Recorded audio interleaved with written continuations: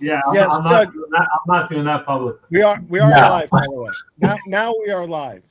Hey. John told an exquisite, a very highbrow joke that we both found very funny.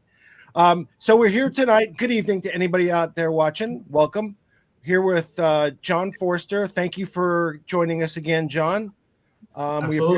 We appreciate whenever you can, and obviously the people out there do. People that are here. Obviously, JR's here. Hi, JR. How you doing?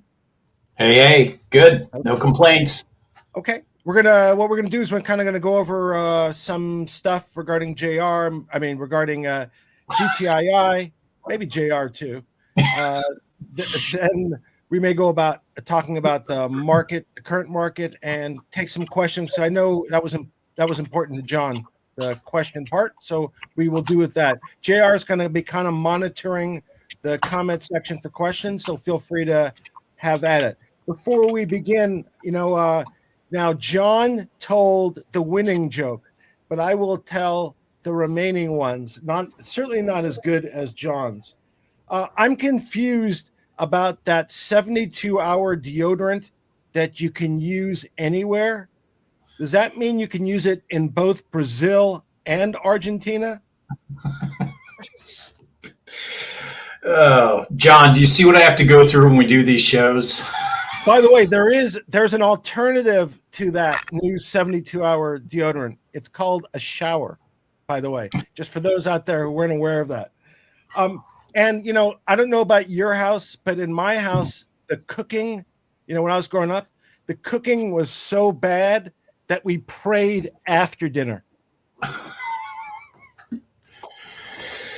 Anyway, Richard, John, you might want to keep your day job. Yeah, I think so. I think so. Now, just so we're clear, and JR can be a witness to this, so that we were adjudged politically neutral. So we posed a question to Grok 3, and the question was, how do you describe the political stance of our channel? And they just to sum it up, and the only reason I say this is just so people can have some level of comfort that if we get on somebody's case, it's not going to be because of a political issue, maybe some other bullshit reason, but it won't be a political issue. But Grok 3 summarizes our channel as follows. In short, not legal advice, doesn't wear a clear political label, but leans towards a pro-innovation, anti-establishment vibe that might resonate with libertarian or moderate conservative audiences while still prioritizing legal insight over ideological preaching. And that's from Grok 3. I feel really comfortable with that. And I think that gives us credibility that whatever we're presenting, politics is not going to be the reason why we discuss something. So with that, that'll be the last time I ever address that. So John, obviously you're involved with GTII. How are those, because I'm sure everybody wants to know, that would probably be the number one question. How are your discussions going with regard to GTII? And I know, by the way, I should preface it. There's some things obviously you can't talk about. We understand that. And to the extent you can't answer something, we understand, and feel free to go ahead. Yeah, I'll be, guarded only because I don't want to step on the receiver's toes. I probably know more than most, as I should at this point. So the financials are close to being done. We've seen a draft. Certainly had some questions which were addressed today, and or being addressed. So nothing monumental if it gets worked out, but there are some items in there. The how do I want to put this? The amount of liabilities right now are staggering. But that being said, the receiver thinks he's got a clear path to cleaning that up. Okay. Interesting. So can you elaborate or not? Because that kind of surprises me. What liabilities? I mean, they really weren't doing anything. Yeah, exactly. Let me ask you a different question, maybe in a different way. Sure. Have you seen the prior financial statements that were done? Yeah, I've looked through everything over the past decade. So were the prior financials substantial? The last financials that were generated, were they substantially different than what you saw today or yesterday? Yeah. Interesting. Yeah, so there obviously are some operating expenses that are carried forward. There are some receiver expenses, but obviously with what's getting clawed back, that'll more than be covered. There were prior transactions and liabilities because of those transactions that have to be addressed. Is this? I'm sorry to interrupt you, JR. Is this No. over and above those? Because we've heard about, and I don't know what the actual number is, but let's just say for the sake of discussion, we said 190 million, even if that's not correct. Is this what you're talking about? Are those in addition to those kind of shares? Oh, I'm not talking shares. I'm talking liabilities. Okay. So basically, for to kind of in simple speak, when looking at a balance sheet, if you're looking to see what people owe the company or the company owes, this is what the company would owe third parties. So that's that's a concern. And have those liabilities been confirmed? Yeah, it's basically it's basically the audited financials that we're taking a look at. So, question: how do I want to? I don't want to put you on that. Listen, they'll be public soon enough. I mean, I think they're pretty close to being done, and Paul will submit them. I think there's I forgot what the firm date was to have them, but I think there was something the SEC wanted them by a certain date, and I think that's fast approaching. So they'll be done soon enough. The form that you saw them in is basically substantially complete. Yeah, I talked to the accountant today, so I'm pretty comfortable with that. They're comfortable with what everything looks like.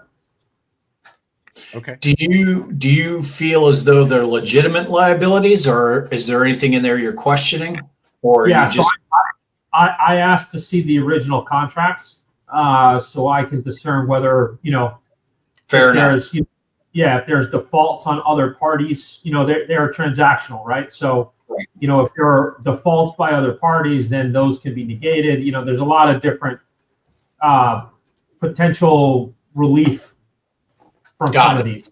Is there a question whether they're actually? It's kind of the same kind of question in a different way. Is there a question whether they're legitimate business expenses incurred on behalf of GTII?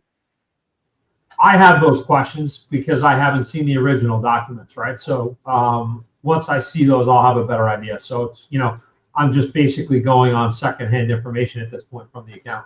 Gotcha. But you're expecting there may be contracts, and that the contracts will have their own. There certainly are. I expected to see them tonight. I just don't see them in my inbox tonight. Yeah. Okay. And so, but that's a major change, right? That's since you got involved, this is the first time you've seen a draft. Well, I've been asking to see the audited financials, for months, but they haven't been complete. They just now, and sorry if my eyes are shifting, I have multiple things happening at the same time. They haven't been completed, right? So, they're now at the point where they're being reviewed, and, if they're accepted by the receiver, they're going to be submitted. Okay. That sounds like good progress. I don't know. We're pretty close. Yeah, I don't know about the items that you're referencing, but I guess we'll know about those soon. Yeah. When those are now, when the financials are publicly disclosed, are you willing to come back and talk about the individual items that are now like public information? Yeah, to the extent I can. Again, I wasn't privy to any of these deals or contracts, right? So I can talk, from as a third party reviewing the contracts. I certainly know what I'm looking at when I look at the contract. So I can probably find some wiggle room. There always are in contracts. So did you consider all of the ones you are referencing as material liabilities? Yes. Okay. All right. So not insignificant, just for the world's purposes. Okay. Okay. So we should expect it. And I guess, I know there's other things that are prerequisites to trading, but one of them obviously is getting the audit done and getting all the filings Well, done. So the reason it was put into the expert market was because it wasn't up to date with its filings, right? So, once it's up to date with its filings, I think that it's only a few days before it, is back on the pink market, and then it won't be QB again. There's a process, so it's probably 45 to 60 days. We as a company have no interest in being on the pink market, so we'll immediately try to uplist it again to the QB. Okay. So and it won't be a laborious process. We've just had our past 2 years financials reviewed, and again, Aiversity, Traders GPT is a product that I funded underneath the umbrella of Traderware that we spun out into Aiversity, which is a separate entity. So Traderware has had its previous 2 years financials looked at, reviewed by a PCAOB auditor. And we're actually going to audit because we've got some pretty big things happening there. We're going to need an audit for our next moves over on that side. Okay. I recall that one of the reasons why it took some time to get the audit done, or this is what I was told, because the original auditor got basically kicked out by the SEC. The replacement auditor that was chosen by the prior management chose a firm that somehow relates, by the way, it relates to MMTLP's CUSIP number. But at some point in time, they elected not to cooperate with the receiver. The receiver had then to find another party. And then I think what happens in these proceedings is the auditor has to verify certain information. It might require the verification of third parties, and that process can take some time. So even though in this case I didn't follow it, so I don't know. I'm not on the inside, but often that's kind of what happens, and that's what I think all of that is accurate. So that portrayal of events is what I have been told as well. Okay. Well, then Okay. it makes sense. So let's move back to the financials and the listing, because there's a bunch of questions out here. So let me make sure I heard you. So obviously the audited financials have not been signed off on yet. You're still reviewing them, but let's assume they're signed off today and they get sent to the SEC. At that point, how much time do you think it would take from the time the SEC receives the audited financials until it's listed when it's tradable and off the expert market? So I think let's bifurcate this. So the SEC involvement is because of all of the bad actors Right. in past history, right? So that's the only reason they're involved. You have to submit all of your filings to get up to date, right? So they've got to submit the past two annuals, right? And then they've got to submit the first quarterly, I guess, at this point. So that's what they've got to get to the OTC markets. So the OTC, my bad. They go to OTC. Got it. Correct. Okay. Yeah. So the only reason the SEC is involved, and they've been from the beginning because this thing's been such a mess, right? I think they just want to make sure that the right thing's being done by for the shareholder. Okay. I thought it was the annual 10K or 8K or whichever it was. So it's the OTC doesn't have the most up-to-date financials. So that's why it got kicked down to the expert market. Okay. So what do you think the time period is from the time it gets submitted to the OTC or to the OTC market until it's uplisted off the expert market?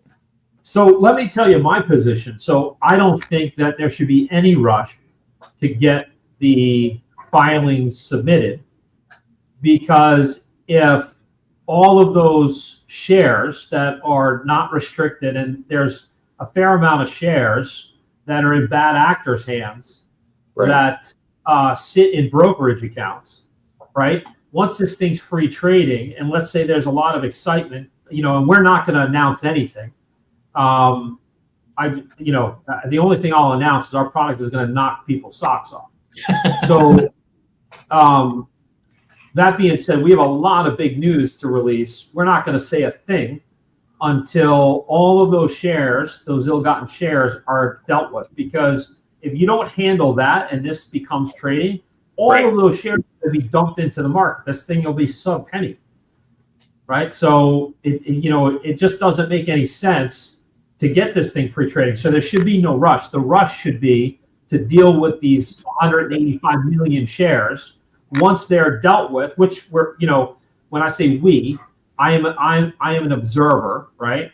In the know, but just an observer at this point, because it's the receiver and the receiver's counsel that has to deal, with the court to get that taken care of. So Paul is doing a great job actively pursuing all remedies. We've suggested a few things, which I think are, through the meeting of the minds, our counsel and his, I think we've got a good game plan in terms of our biggest concerns, which were those 185 million shares, somewhere around that number, and tail risk. What things have these clowns, previous management, done in the past? And I use that as derogatory as possible. What have they done in the past that will come back and bite us, right? Because ultimately, if we're moving our company in here, we inherit all the skeletons in their closet. So we have to know exactly what's happened. So, that's why the audit is important to us. That's why the receiver get all the ducks in a row and having this thing lined up so that everything happens in the correct sequential order. So submitting the filings, getting it free trading, and then all of a sudden having all these shares being dumped because they probably need to come back, it just it's not logical. So while I understand people want it to be free trading, I certainly don't at this point. No, that makes sense. That absolutely makes sense. So I think, what people have to understand is if these bad actors' shares come back at them, it's essentially dilution.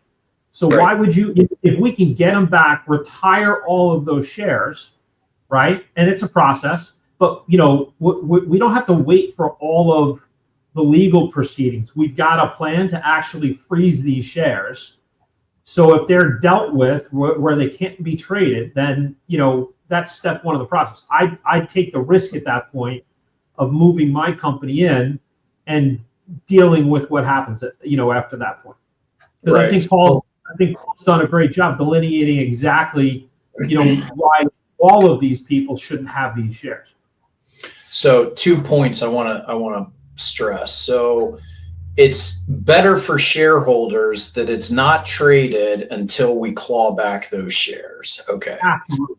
So the other point was, and this was a very early question we got when we started the show, is the court involved right now, or is this all just kind of negotiations between the receiver and the parties that have these shares, or have they filed something to say, no, we're moving forward this way? So I think the receiver has already made public that he's negotiating to get these shares back, right? So so he's it's in process, with multiple parties. Yeah. So and I think go ahead, Rich. Yeah, I can help you a little bit. So recently .8 through I think Justine Reichman agreed to give back shares, and the way it was facilitated was through a stipulation and order that was entered by the court.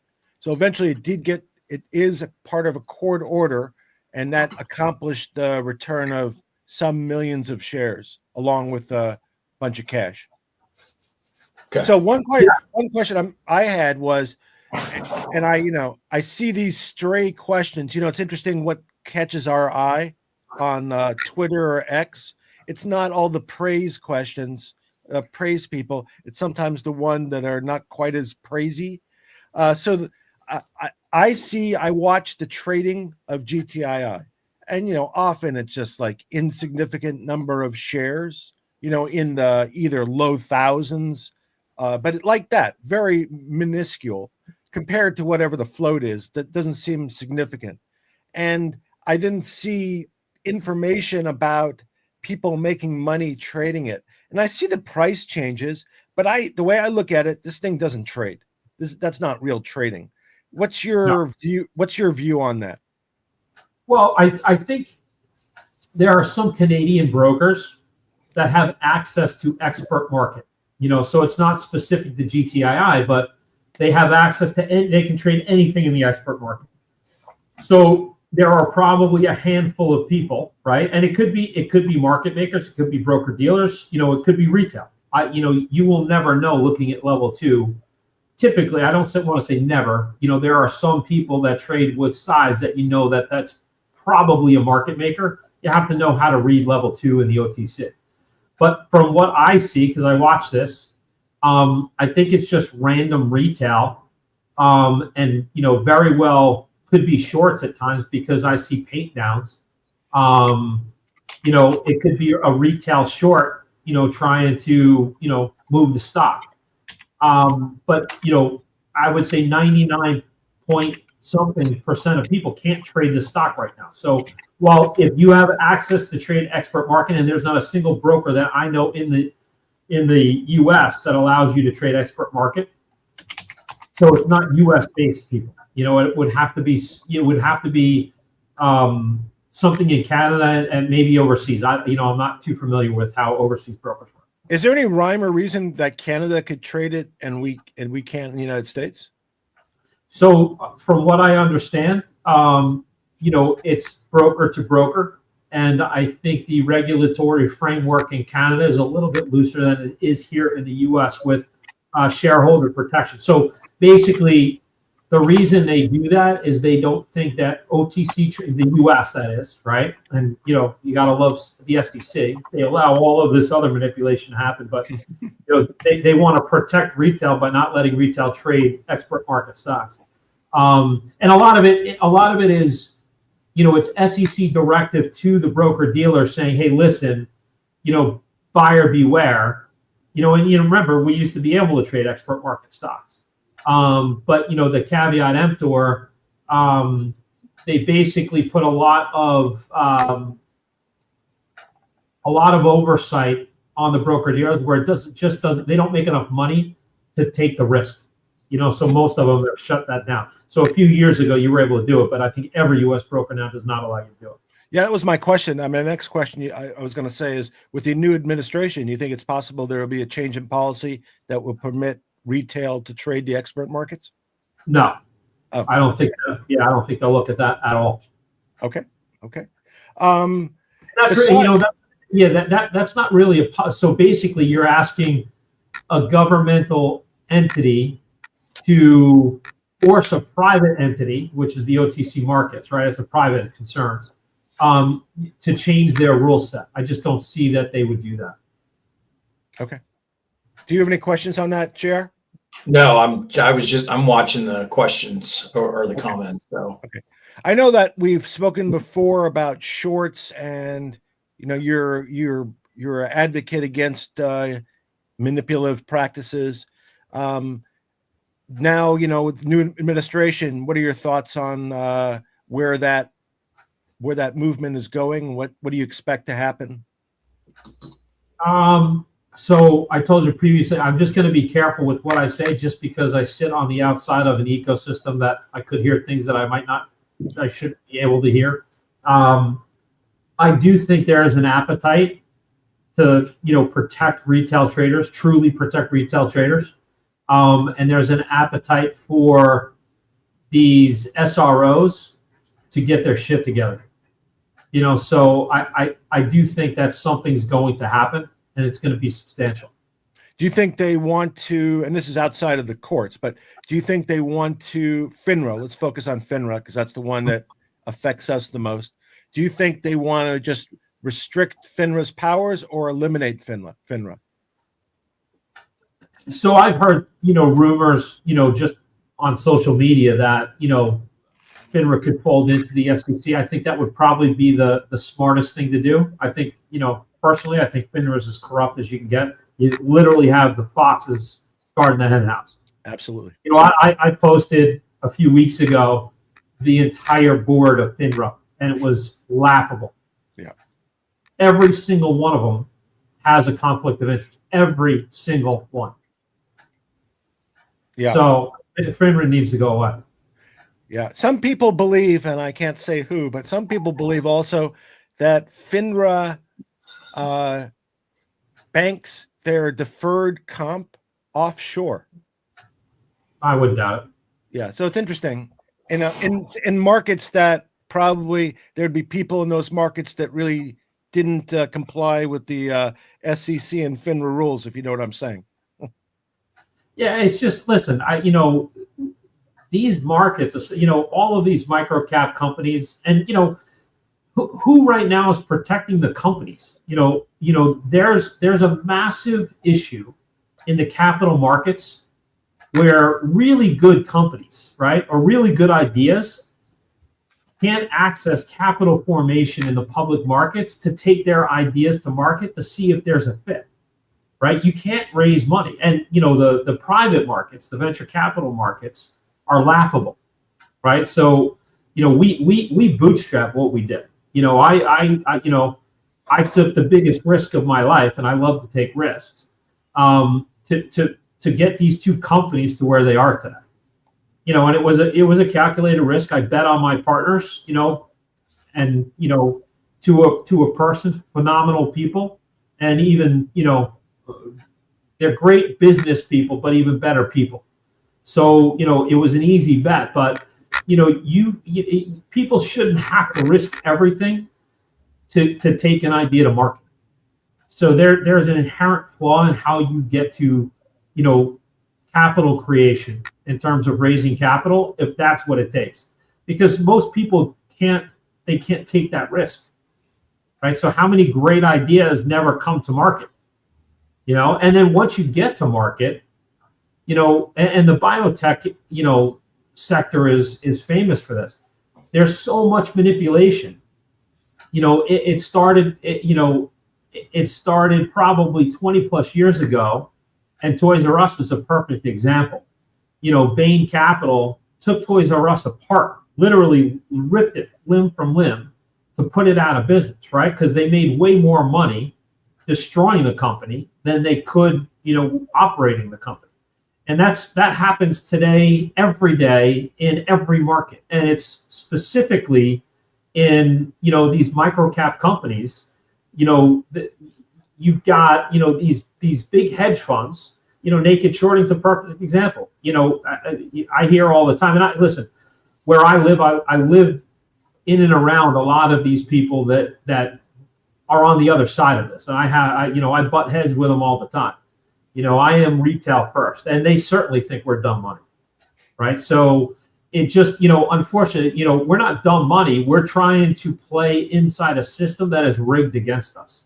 Bingo. So Yep. It's not that dumb money. It's just that the deck is stacked. So are we dumb for trying to win in a rigged market? Probably. You still got to play the game, though. That's the only way you win. You play the game. And you know what? You can still do very well, just nibbling on the edges. Do you expect activity from the administration in the near term? I know there's a lot of stuff going on, obviously. Richard, you're taking my thunder, man. I'm sorry. No, go ahead. Go ahead. Ask your question. No, go for it. No, it's fine. It's fine. It's good conversation. Yeah, I mean, John, that was the one thing I was going to ask you. You put out that post here, I want to say 2 days ago, which was a great kind of overview of, your thoughts and the current state of things. What do you think? And again, I know you're on that circle of what's going on, but what do you think is going to happen here? I mean, do you think we're going to see real change in the next 6, 8, or 10 months? Yeah, it really comes down to priorities, right? I mean, there's, while we're all hyper focused on this, right? Whether there could be a lot more that we don't know, right? At what thread do they pull that completely unwinds all of this? Because at the end of the day, when all of these funds can't cover these short positions, right, and they go out of business, who's left holding the bag? That's right. Banking system, right? So now you're talking about, and we've already seen that happen once, right? All of these banks were too big to fail. Yeah, right? I think. So what happens then? Yeah, actually, I think last night, there was there was some kind of liquidity issue last night in the middle of the night. So interest rates, the 10-year spiked, like at 2:00 in the morning Eastern, I think. And a lot of people believe that it was a Japanese bank. There's some big Japanese bank that's very iffy. The carry trade. Well, listen, the reverse repo is, that's been teetering for a while, and this carry trade with the yen. I mean, listen, this is all pretty complicated stuff, and I'm certainly no expert. I know enough to be dangerous, but all of these things it's like a game of Jenga, right? You pull out one block, and you just don't know what the ramifications are going to be. So I think the administration, while we're all frustrated, what do they pull that really unravels everything, and now they can't, affect another part of the agenda that maybe is, a higher priority. We're never going to know that. Yeah, Right. I agree, by the way, and again, I'm pretty apolitical. I've stated my opinion, but it's the kind of the unintended consequences is really the issue. The things that we can't anticipate, we don't know, and things happen. That's really the thing that I'm most concerned about everything, but about the current situation in general. What were you going to say, JR? Were you going to say something? I'm sorry. I was just going to say that, you're right. We are all hyper focused on it. And we live and breathe this stuff every day. But the one thing that's always been the one number that I've always been blown away by is the line item on these, financial institutions. It said, sold, but not yet purchased. I mean, the numbers on some of these institutions' financials are hundreds of millions, billions of dollars. I mean, somebody in the administration's got to be looking at this going, this is a problem. These banks are teetering. Yeah, this, so this is probably why they haven't, been aggressive with this. How do you figure this out? You're going to literally make every bank in the U.S. fail and then cripple the world economy, right? So you have to be cautious. So, while, you get frustrated. I mean, we're hyper focused on the markets because we live in them, right? I mean, right. or at least they're on our periphery. But, if they pull the wrong thread, it all comes crashing down. So they have to be they have to be cognizant of that, and I think they're being prudent. You just have to be careful. Now, what I would love to see happen, I'd love to see them pull the market maker exemption. They talk about liquidity. The reason that they have this exemption is liquidity. You know what? Take the liquidity. Let's see what happens. Let's see what happens. I don't think you're going to see a shortage of liquidity.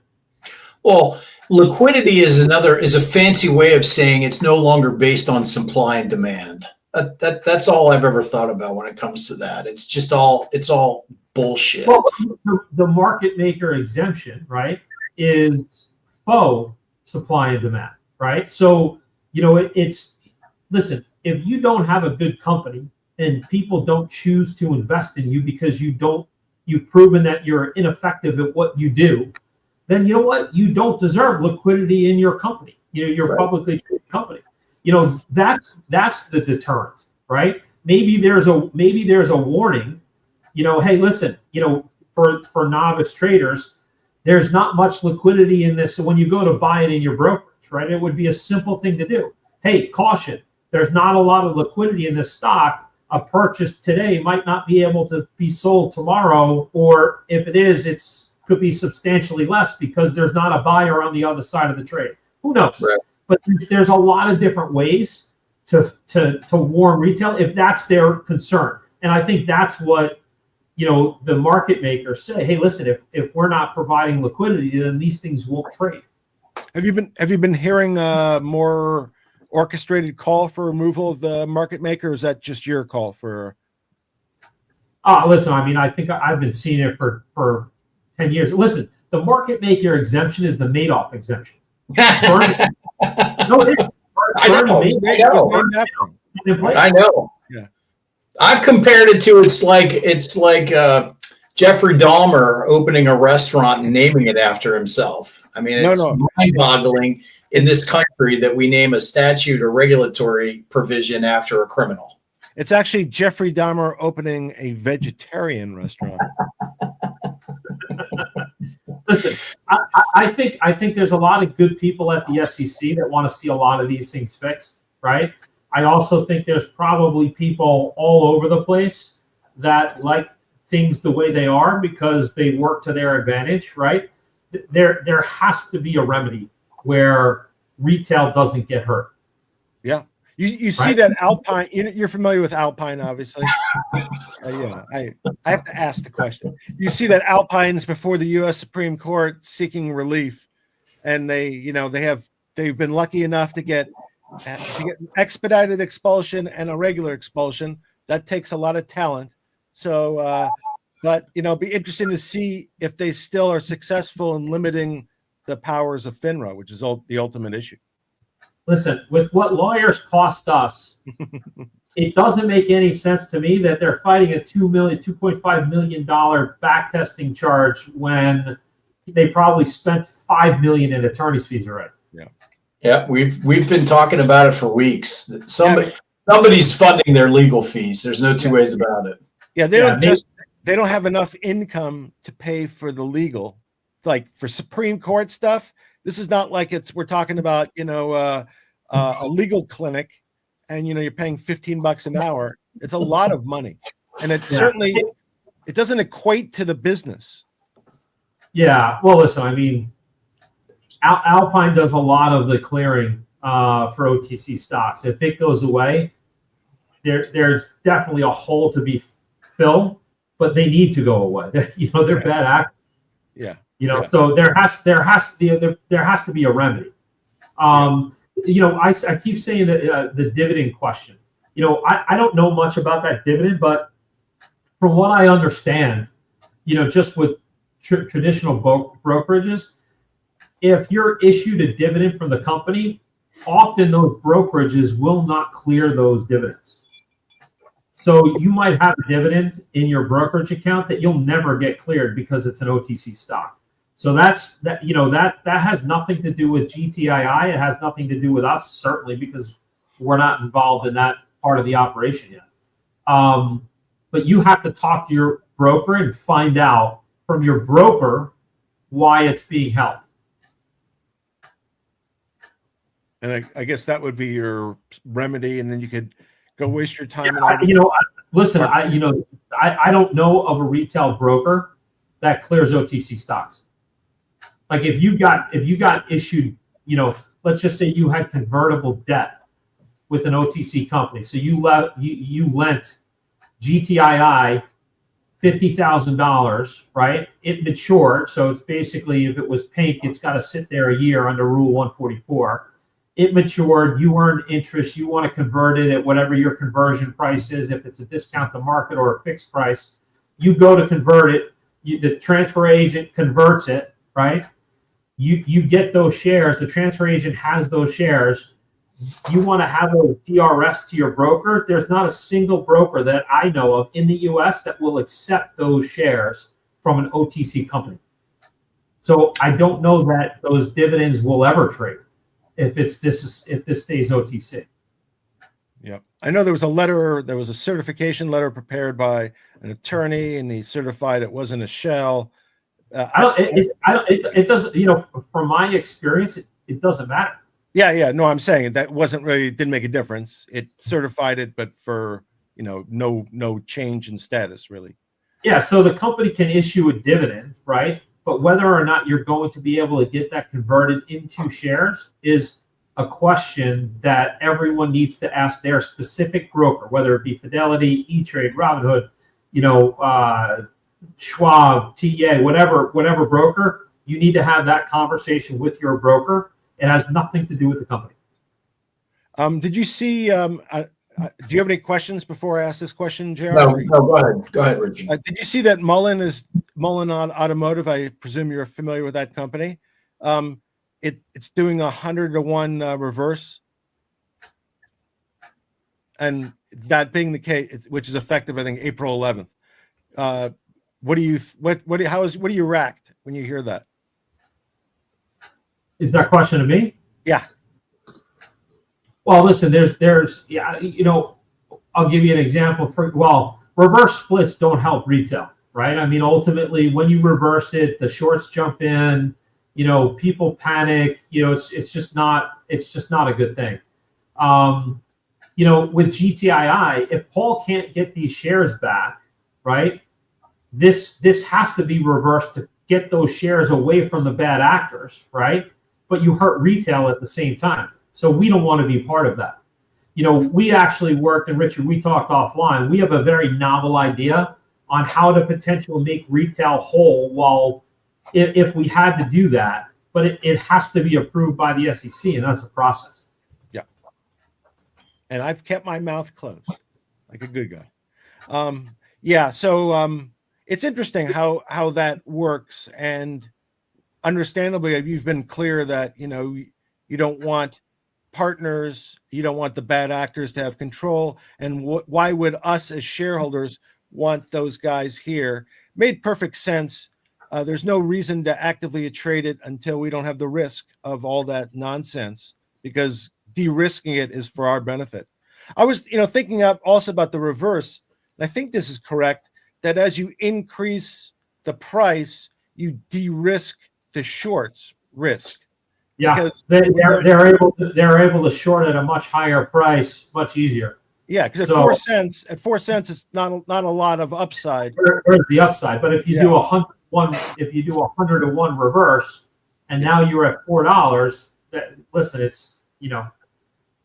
Well, someone just commented this is the 6th time Mullen has done it. I thought this was number 4, but my God, at some point, doesn't it? It's madness. It just becomes. I thought there was a rule. I thought there was an SEC rule that over like maybe there's a limited period, 200 to 1 over a period of time that was non-permissible. The reverse rules I'm not familiar with. Yeah, it's just not something I know. But yeah, a company that typically, listen, it's hard to raise money at 4 cents, right? So what is this guy doing? He's raising money. So he does a reverse. He does some type of registered offering. And then, ultimately the thing's going to fall. Yeah. But there's no way, if you're like pre number 1 reverse, your shares are worth nothing. Your shares are not worthless at this point in time. And if I'm not saying this particular CEO does it, but CEO could keep on issuing themselves, shares and shares and not quite get as diluted as much as the retail.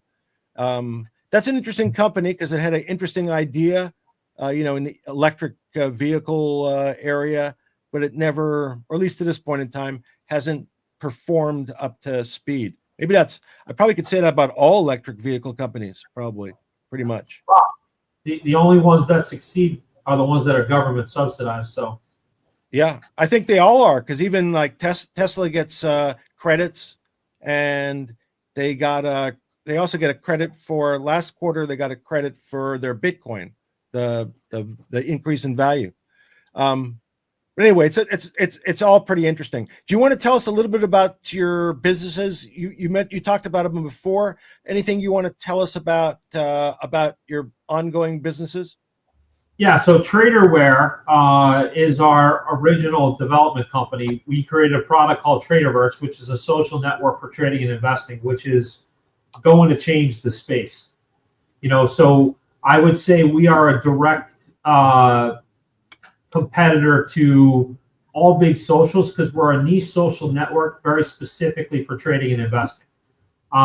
If you were to take the profile aspect of LinkedIn, the community chat aspect of Reddit, the timeline aspect of Twitter or X, and kind of roll them in together with information like you would get from a Bloomberg terminal, that's what Traderverse is.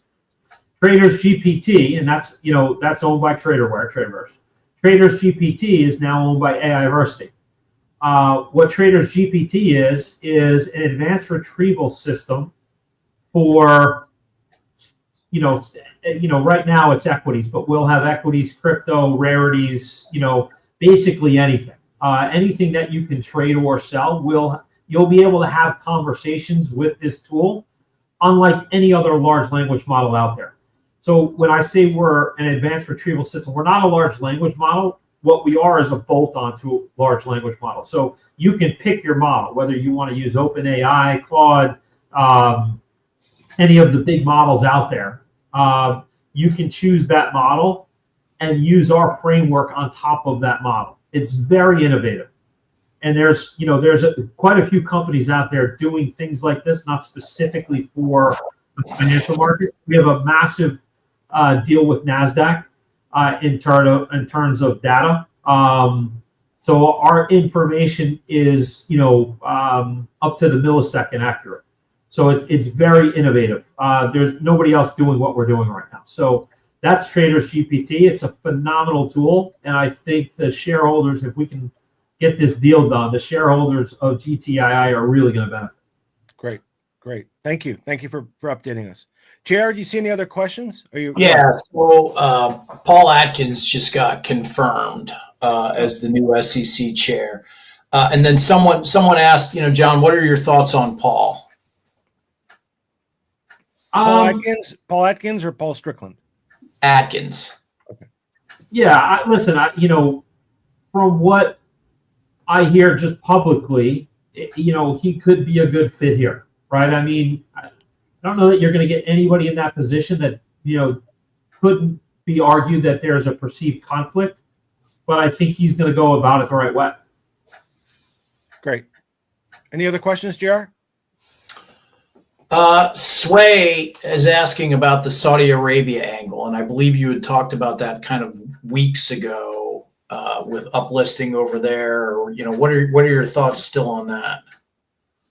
Yeah, so I can't get too deep into that, but we've got a massive relationship happening over there. So our thought is this is a way to actually get an accurate share count with a dual listing.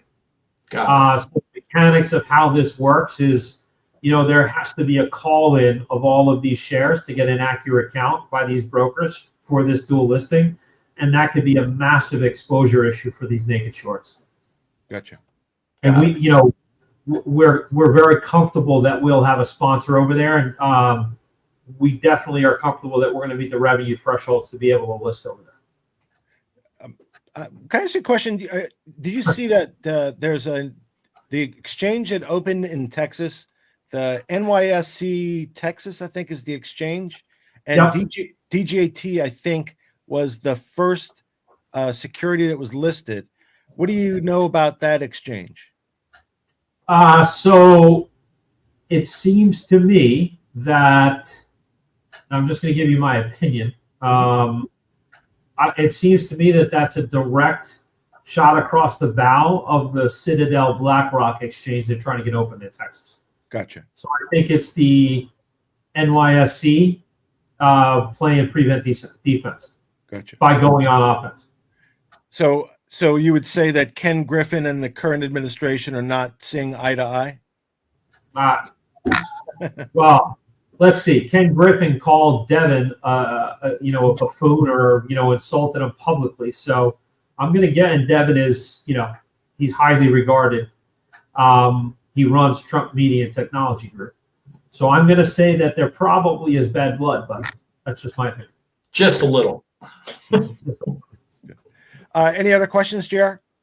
No. I think I was hitting them as I was seeing them because I didn't want to miss them. Anything else you want to add, John, or say, please, whatever you'd like? Yeah, listen, I mean, there are definitely hurdles that we face to try to get this deal done, but I think we're trying to work through them. We certainly are in good faith, and Paul is as well. It's a process. So, but yeah, I don't think, people are, hey, let's get this thing trading. Well, yeah, would love it to be trading, but not until the 185 million shares that are, issued wrongly. They need to be returned.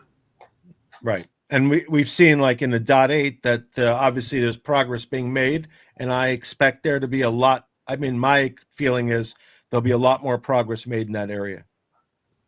Yeah, listen, Paul is very prudent in terms of his communication, right? And truthfully, he's playing poker, right? Why would he want to expose his hand? So anything he puts out there in the public, is more ammunition for them to work against. Right. I agree. Anything else to add, Chair? No, I think it was a good conversation. Okay, great. I wanted to thank you again, John, as usual. We appreciate Sure. all the, really, it's an education when we get to listen to you. So we appreciate all your experience and knowledge. We welcome you anytime you want to come join us. To anybody out there, thank you for joining us. And if you have additional questions, put them down in the comments and I'll try to answer them afterwards. And for everybody out there, thank you for joining us and have a great night and be well and take care of yourselves.